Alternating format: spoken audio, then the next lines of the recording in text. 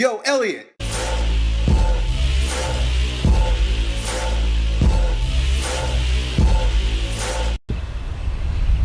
What's up, guys? Today's question comes from Strength Camp Online member David Evan Flores. He goes on to ask, how do I go from being a gymnast? So essentially he says that he's a 5'6", 125-pound former gymnast who wants to develop his ability to do the iron cross. And those of you who know anything about gymnastics, the iron cross is where they take the two rings, they grab them, and they can hold their bodies out like this, right? So imagine how difficult that must be to hold your entire body weight out with your arms extended this way with the rings.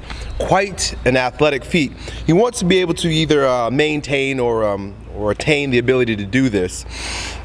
But at the same time, he also plays basketball and he wants to be able to dunk a basketball. So he's asking, can I have contradictory goals? If I want to be able to maintain or develop my iron cross, I really can't have big, heavy, bulky legs that would be associated with somebody that can jump and dunk a basketball. And again, those of you, if you've ever watched gymnastics, these guys, they got huge upper bodies, and then it just looks like this. They just come down to a pin, right? They look like a triangle. And it's partly because you don't want to have big legs when you're on that iron horse and you're whipping your legs around and when you're trying to do iron crosses and whatnot. So it's really not sports specific. It's not advantageous to the sport to have quads and glutes and big giant hamstrings and calves, right? So our buddy wants to know, how can I go about developing my jumping skills and maintaining my gymnastic prowess? Well, it reminds me of a seminar I once went to, or I watched it on VHS. It was a while back, early in my career, that was presented by Coach Kim Goss, right? And he tells this story about how he was training an ice skater, a figure skater, right? And you can imagine it was a woman. They're long, slender, but they're powerful, right? I mean, these chicks, they got nice lean legs, nice slim bodies, and then they jump up in the air and do this. Boom, and then keep going, right? Just imagine. So you've got to have some pretty powerful freaking legs to be able to jump up in the air, come down, and do all the plies or whatever the hell they do, all that crazy stuff. I don't know if they actually jump up in the air and do that, right?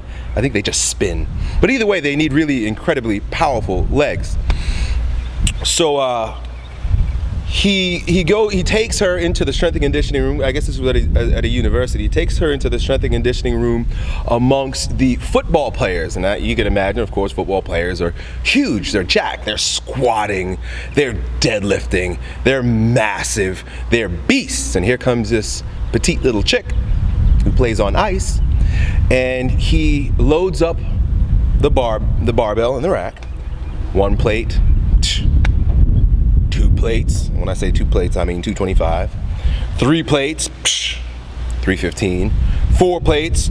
By the time he gets to the 4th plate, all the football players are like, what the fuck is this guy doing? And here's this pretty girl that he's supposedly gonna coach.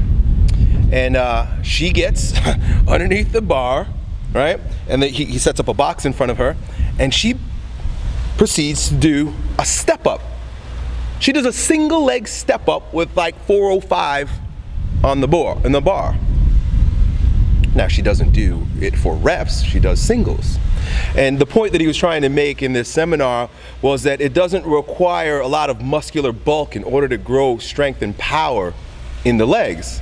This thin young lady who is performing a sport that requires a tremendous amount of power wasn't getting any bulkier, and she wasn't getting bulky like the football players because he was simply training the nervous system to respond in such a way that it could overcome the resistance of the weight. When you jump, it's kind of the same thing. You know, jumping is overcoming the resistance of your body weight against the floor in a very powerful or time-intensive way. So the difference between like strength and power is that time is one of the parameters within the equation. It has to be done quickly. right? But you need to be really strong in order to perform the movement quickly. So anyway, my point here is, my friend, there is no need to gain massive amounts of bulk in your legs in order to jump really high. In fact, you can get really, really strong using low repetitions with high weights followed by jumping. I mean, you get better at jumping by jumping, right? So there you have it, man. So there it is. You can gain both things. You can have your cake and eat it too. You can be an iron crosser and a dunker. Done. Elliott said, what?